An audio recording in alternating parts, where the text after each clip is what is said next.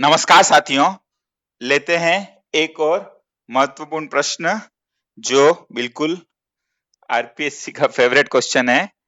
ये एक LDC exam में आया हुआ प्रश्न है और ये प्रश्न घुमा फिरा के लगभग हर एग्जाम में आ जाता है। तो यहाँ देखो सिंपल सा आपके सामने क्वेश्चन है, ही इज फॉन्ड। तो आपके सामने जो शब्द पड़ा हुआ है वो है फॉन्ड। अब फॉन्ड के बाद क्या प्रिपरेशन आता है? तो यहाँ जो कंसेप्ट चलता है वो चलता है कंसेप्ट फिक्स्ड प्रेपोजिशन का। किसका कंसेप्ट? फिक्स्ड प्रेपोजिशन के ऊपर अगर आप की एक्सपर्टीज है तो आप कॉम्पिटिटिव एग्जाम में प्रेपोजिशन के क्वेश्चन अच्छे से कर सकते हैं। अब जब फॉन्ट आ जाए तो याद रखिएगा हमेशा फॉन्ट के साथ आता है ऑफ। फॉन्ट के साथ क्या आता है? ऑफ आता है।